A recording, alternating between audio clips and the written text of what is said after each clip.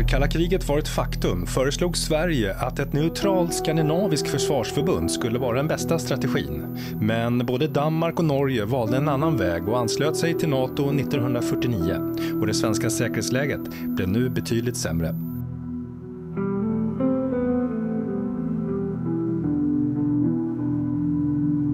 I praktiken skulle hela Norden vara sårbara för en eventuell stormaktskonflikt oberoende allianstillhörighet, och det krävdes hemliga samarbete mellan Danmark, Sverige och Norge för att stärka försvaret i Norden. Samarbetet mellan länderna skedde på olika sätt, allt ifrån underrättelseverksamhet till luftförsvar och infrastruktur.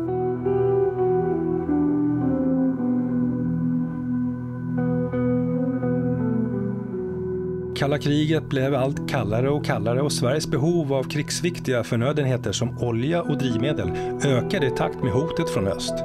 Men om införseln skulle blockeras under ofred skulle bergrummen snabbt tömmas runt om i Sverige. Blickarna riktades nu mot Trondheimsfjorden och 1953 började den svenska regeringen föra hemliga samtal med Norge. Det här är historien om Trondheimsförrådet, Sveriges hemliga beredskapslager.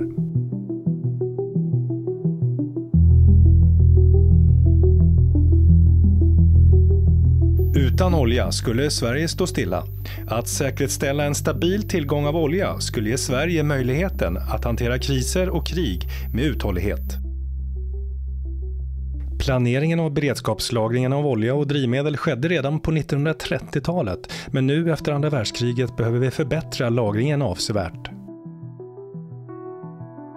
Bergrum sprängdes ut i högt tempo och nu hade vi även lärt oss att vi kan lagra olja direkt mot berget och skapa stora oljelager på kort tid.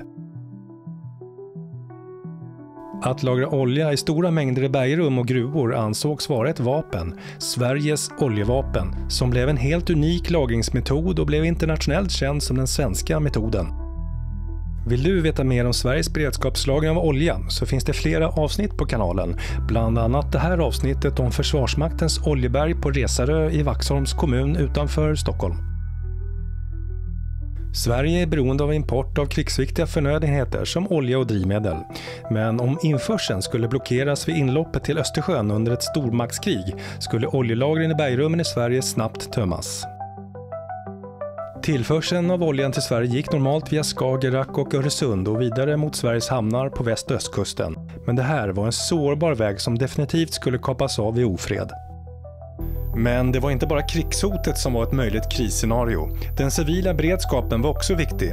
De hårda vintrarna från 1940-talet fanns fortfarande färskt i minnet och även på 50- och 60-talet var havsisutbredningen kraftig och kunde potentiellt hindra fartygen med olja att anlöpa viktiga hamnar på östkusten.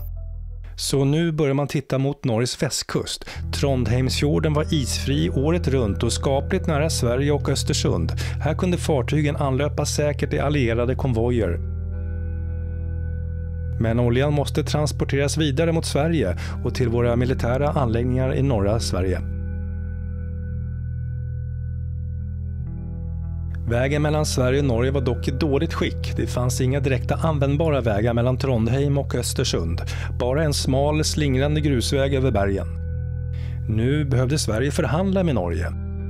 Visserligen var Sverige neutralt, men att upprätta hemliga avtal med våra grannländer var nödvändigt för hela regionen under kalla kriget. Under Nordiska rådets möte i Köpenhamn 1953 höll Sverige och Norge hemliga samtal om att Sverige skulle få etablera och disponera en beredskapsanläggning i bergrum avsedd för olja och flygbränsle i Muruvik strax utanför Trondheim. Anläggningarna avses skola utnyttjas för transistering av olja. Så skrev man i avtalet, samt med ett särskilt tillstånd från norska myndigheter att kunna använda bergrummen för lagring av andra varor än olja vid ofred.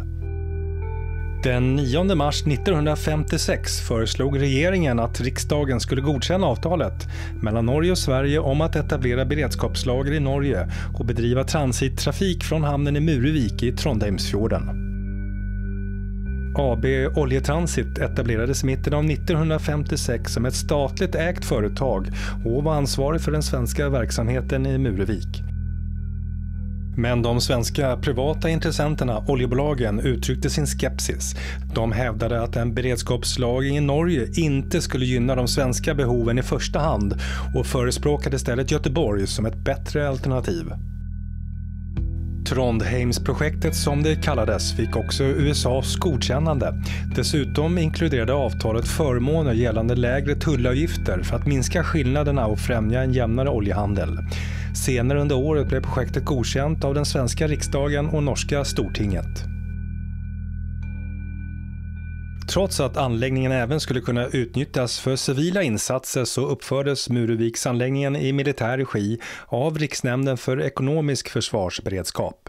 Sveriges krav om att äga marken avslogs och hyreskontrakt upprättades på 50 år i taget.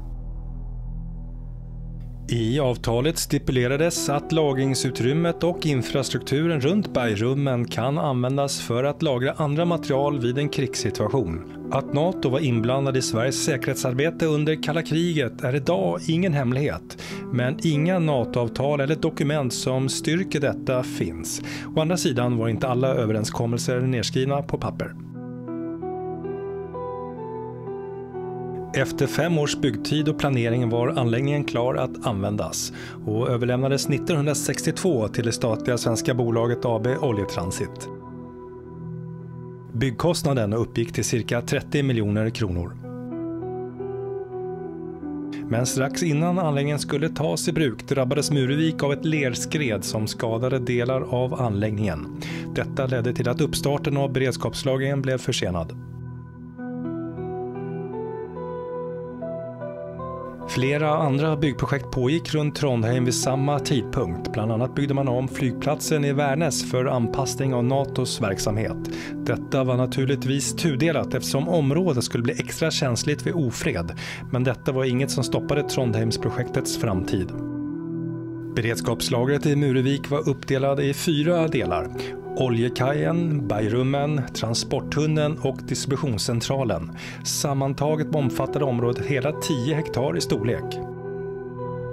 Hamnen var specifikt konstruerad för beredskapslagringen till berget och en pipeline användes för att transportera oljan och flygfotogenet upp till inslagen till bergrummen. Man byggde 3 stycken bergrum för olja och bränslet, huvudsakligen för flygfotogen. Varje bergrum var 80 meter långt, 30 meter hög och var utrustade med 15 stycken stålcisterner. Med en total lagringskapacitet på drygt 51 000 kubikmeter. Vidare fanns det fler bergrum avsedda för lagring av spannmål och torrvaror. Drivmedlet transporteras vidare genom den 2 kilometer långa distributionstunneln till orten Häll, där distributionscentralen var placerad. Här fortsatte transporterna därefter med tågtransport till Sverige. Det kunde gå upp till 20 tågvagnar per dag till Sverige från distributionscentralen i Häll.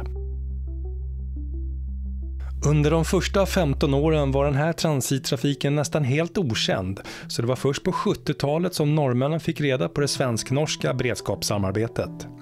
Det fanns långt gångna planer på att anlägga en pipeline till Sverige, från distributionscentralen vid Häll till Östersund, men den planen fullföljdes inte på grund av neutralitetspolitiska skäl. Under samma tidsperiod genomgick både landsvägen, nu känd som E14, och järnvägen mellan Trondheim och Östersund betydande förbättringar. Den här vägsträckan var i bedrövligt skick och var nu en viktig infrastruktur ur försvarssynpunkt. I praktiken användes lagringen till största del för flygbränslet MC-77 för försvarets räkning. Men redan efter ett par år konstaterade flygförvaltningen att kostnaden var för dyr. Bristen på den planerade pipelinen till Östersund gjorde att transporterna extra dyra. Dessutom skulle förbindelsen till Sverige lätt avbrytas i en krigssituation och förmodligen skulle NATO lägga vantarna på bergrummen vid orostider. 1992 konstruerades ett till inslag från Malviksvägen som möjliggjorde lastning från tankbilar direkt ifrån anläggningen i berget. Då behovet av anläggningen inte var längre aktuell för det svenska försvaret började man uppvakta de privata svenska oljebolagen. Men Jämtland var inte känd för sin industriella etablering och behov av drivmedel. Oljebolagen kunde heller inte inkludera Muruviks lagringskapacitet när de beräknade sina beredskapsnivåer, vilket krävdes nu enligt lag. 1988 såldes anläggningen hastigt till norska Fina för endast 3,7 miljoner norska kronor. Ett anmärkningsvärt lågt pris då anläggningen var värderad till minst 370 miljoner norska kronor. Affären blev hett omdebatterad i den svenska riksdagen. Konstitutionsutskottets granskning konstaterade att regeringen allvarligt brustit i beredningen av försäljningen av Muruviksanläggningen, då man i praktiken endast kontaktat ett oljebolag vid utförsäljningen av bergrummen.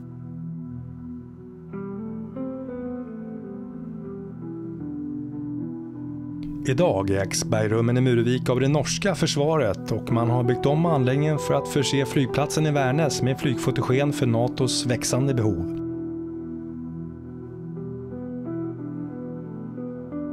Det är osannolikt att enbart bergrummen i Muruvik var de enda som Sverige disponerade i Norge.